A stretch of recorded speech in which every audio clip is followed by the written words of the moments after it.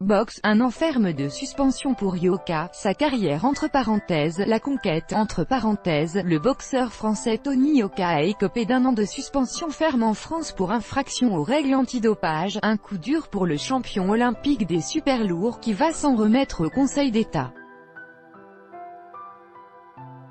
Sauf nouveau rebondissement devant le Conseil d'État, c'est incontestablement un coup dur et un sacré coup de frein pour celui qu'on présente comme « l'artiste » quand il monte sur le ring et qui s'est fixé l'objectif de devenir le premier tricolore champion du monde chez les pros, dans la catégorie reine des lourds.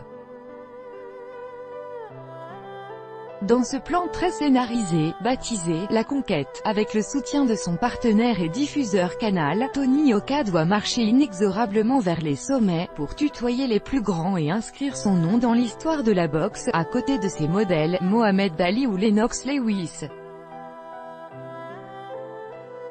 Mais c'est sur un principe élémentaire qu'il a baissé la garde, les règles de localisation pour les contrôles antidopage inopinés qui s'appliquent à tous les sportifs de haut niveau, c'est un coup de frein à sa carrière, tout ça pour des négligences administratives, a réagi à l'AFP le directeur des sports du groupe Canal, Thierry Schellmann, avant de réaffirmer son soutien aux Français. On est là dans les victoires, on sera là aussi dans ces moments difficiles, a-t-il assuré, en insistant, le prochain combat de Tony Yoka, après sa suspension, il sera diffusé sur Canal. Le boxeur avait signé début 2017 un contrat d'exclusivité de 4 ans avec la chaîne cryptée, estimé entre 8 et 10 millions d'euros. Remords. Concrètement, le boxeur de 26 ans se voit reprocher d'avoir manqué à 3 reprises, en moins d'un an, de juillet 2016 à juillet 2017, à l'obligation de livrer une adresse sur un créneau d'1 heure par jour. Et de s'y trouver si un contrôleur antidopage se présente.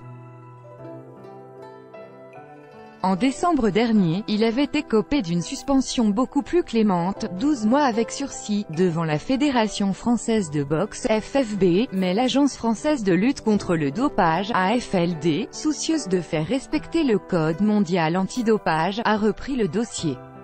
Et la peine qu'elle a prononcée, applicable à la France, est sans surprise. Le code prévoit en effet 2 ans de suspension ferme pour une telle infraction, ou 1 an au mieux, en fonction du degré de la faute du sportif. Le droit français dispose cependant que la peine peut être encore réduite en raison de « circonstances particulières ». Le poids lourd français Tony Yoka, à son arrivée, avec sa compagne Estelle Mosselli, pour une audition devant la AFLD à Paris, le 20 juin 2018. Copyright AFP, Thomas Sanson. Son avocat, Merno Péricard, a regretté que l'AFLD se contente d'appliquer le barème de l'Agence mondiale antidopage, AMA, sans tenir compte des circonstances particulières de l'affaire, des remords exprimés par Tony et de sa bonne foi. Selon lui, l'AFLD retient qu'il n'y a eu aucune volonté de dissimulation de sa part et qu'il n'a jamais subi un contrôle positif, mais elle finit par sanctionner sévèrement ce qu'elle reconnaît elle-même n'être qu'une négligence administrative. Le combat n'est pas terminé, a encore affirmé l'avocat, qui compte sur le Conseil d'État pour inverser la tendance. Il a précisé qu'il demanderait en urgence la suspension de la peine devant l'instance, avant de réclamer son annulation pure et simple. Tony Yoka avait été entendu le 20 juin par l'AFLD à Paris, 3 jours avant son 5e combat de rang gagné chez les pros, cette fois contre l'Anglais David Allen, par arrêt de l'arbitre à la 10e reprise.